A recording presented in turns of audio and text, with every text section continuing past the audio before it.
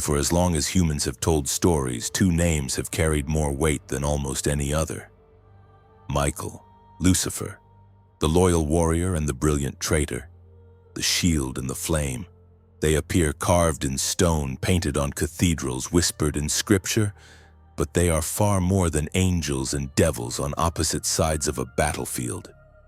They are patterns, they are instincts, they are alive in every argument you've ever had with yourself. One part of you says, stay steady, protect what you have, obey the rules. Another says, tear it down, make it yours, break free. We call them angels and rebels because that's how the mind makes sense of its own storms. Michael is order, structure, the comfort of certainty. He's the voice that tells you, don't risk it, you know the right thing, hold the line. Lucifer is curiosity, hunger, and defiance. He's the whisper that says, there's more than this and I'll burn a bridge to find it. One commands loyalty, the other demands freedom. Both are powerful, both are dangerous, and that's why their story never fades. It's retold in Renaissance paintings, in Milton's poetry, in comics, TV shows, and video games, not because we love angels, but because we recognize ourselves. Their war is our war. Every risk you take, every rule you break, every limit you defend is another chapter in that ancient fight. So today we're going to open that door. We'll strip away the wings, the swords, and the crowns and look at Michael and Lucifer as they really are. Two forces inside the human mind, the hero, the shadow, order and chaos, protection and rebellion. This is not a story about heaven, it's a story about you. And by the end of this video, you'll know which side you serve and how to use both to your advantage. Let's start. Stories are older than cities, older than writing, older than kings. Before paper, before screens, before we had words for things like fear or courage, we had symbols. We carved them into stone, painted them on walls, sang them around fires, and again the same characters kept returning. The warrior, the trickster, the mother, the shadow. We didn't know their names, but we knew them. They were us. Psychologist Carl Jung called these patterns archetypes, blueprints of the human mind, characters we carry in our DNA. They're not fiction, they're instinct. They show up when we dream, when we panic, when we lead, when we fall in love. They shape every decision we make without asking for permission. And among these patterns, two of the most dramatic are the forces of order and the forces of rebellion. One says, protect, preserve, keep the walls high. The other says, break them down, explore, change the world. That's why the story of Michael and Lucifer is more than religion. It's a map of human psychology. Michael is the hero, the guardian. He's the disciplined voice, the one who stands between you and chaos. Lucifer is the shadow, the challenger, the part of you that won't obey. The curiosity that gets you into trouble but also fuels invention. Think about it. Every time you stick to a plan, you're listening to Michael. Every time you take a risk, push back against authority or refuse to settle, that's Lucifer's spark. They are not just characters. They're languages your brain uses to understand the world. And when these voices collide, the friction creates story, change, conflict, sometimes even greatness. This is why we see them everywhere. In literature, Lucifer becomes the tragic anti-hero, the visionary who dares to fall. Michael becomes the stoic protector, the necessary anchor in a storm. Even in modern shows and games, you'll find these archetypes reshaped because they're too deep to disappear.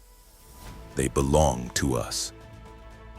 So as we move through this breakdown, don't think of Michael and Lucifer as distant figures carved in stained glass.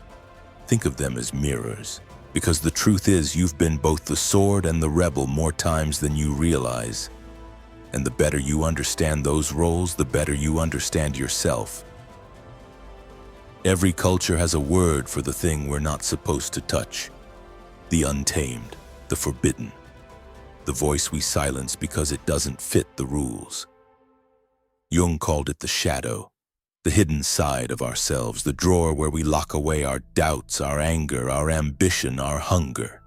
It's everything polite society tells us to bury, and yet, it's where some of our greatest power lives.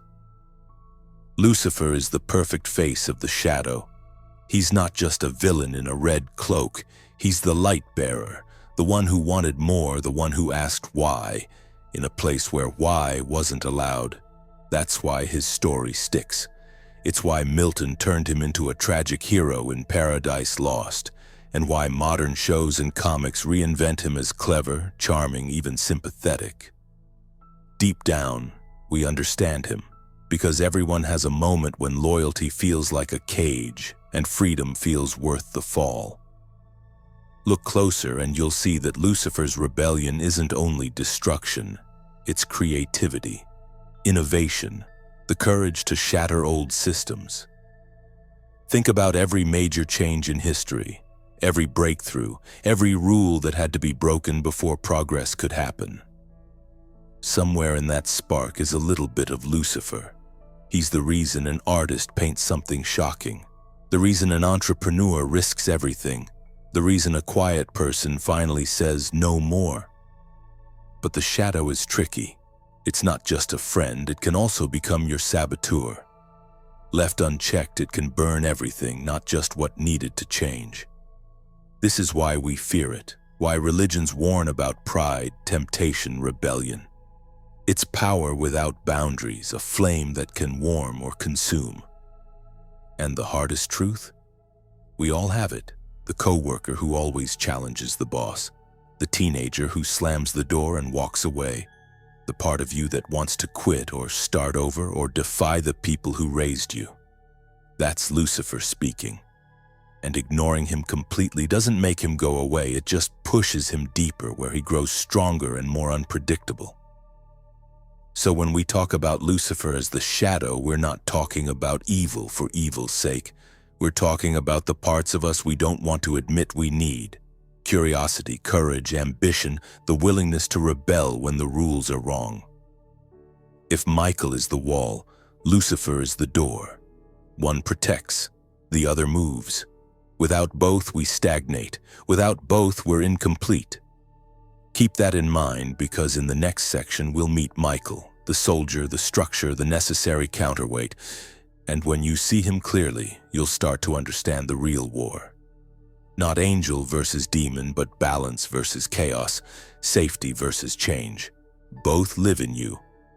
The question is, who's in control right now? If Lucifer is the spark that says break the rules, Michael is the voice that holds the line. To understand him, think of the strongest walls you've ever leaned on. The laws that keep a society from collapsing.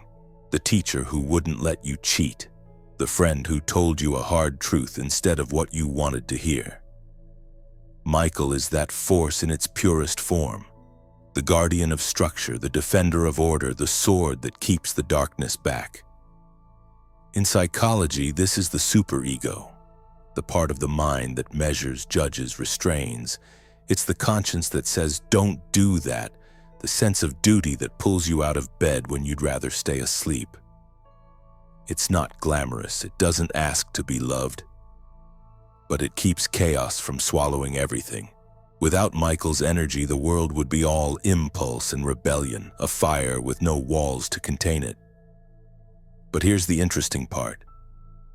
Michael isn't just about following rules blindly. At his best, he's not a prison guard, he's a protector.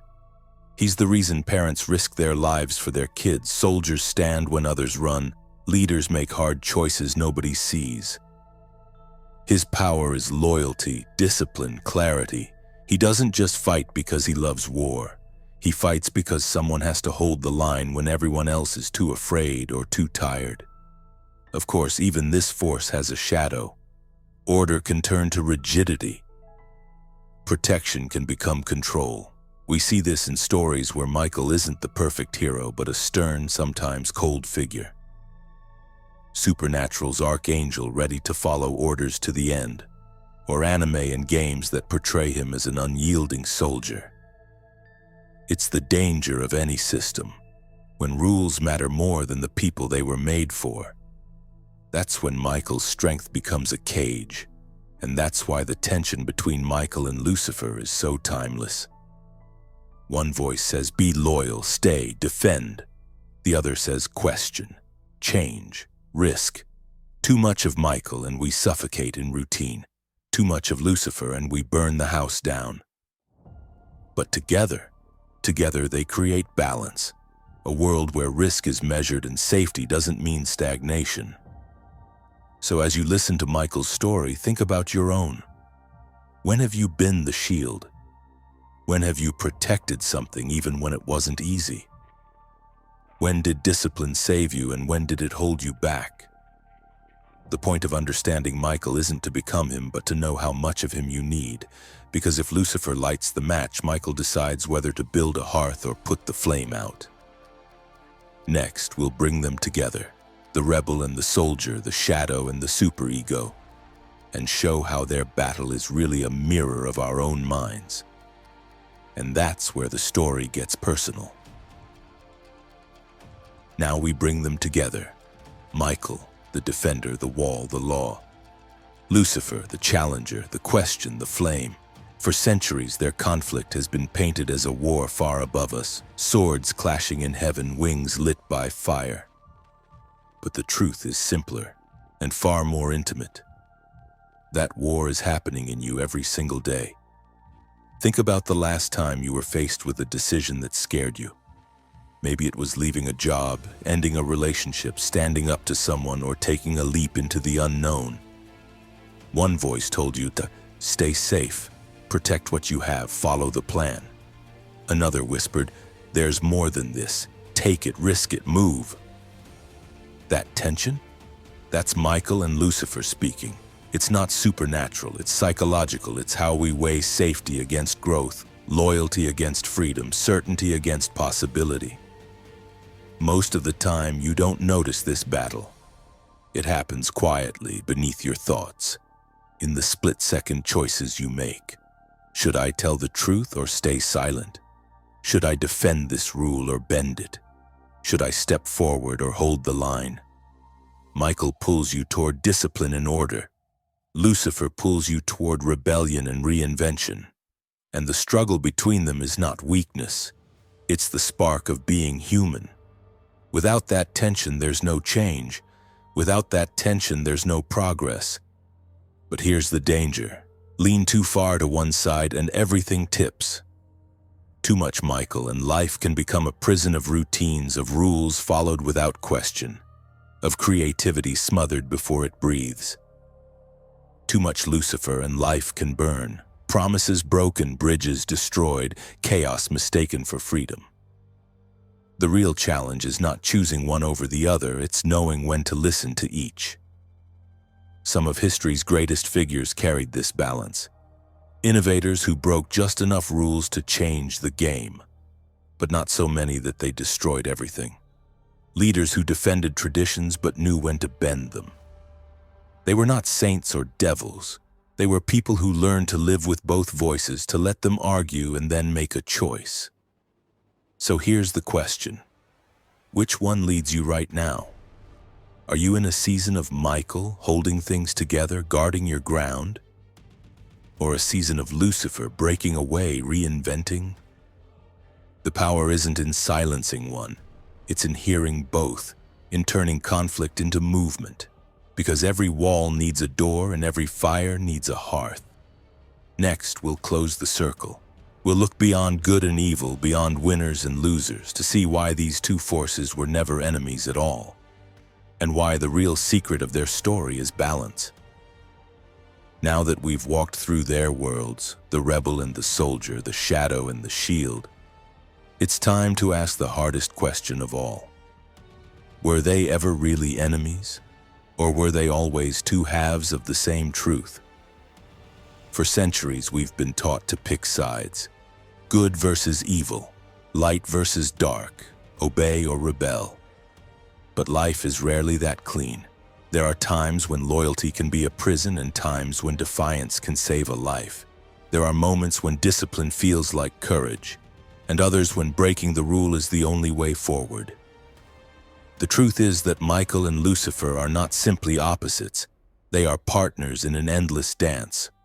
One builds, one breaks, one protects, one questions.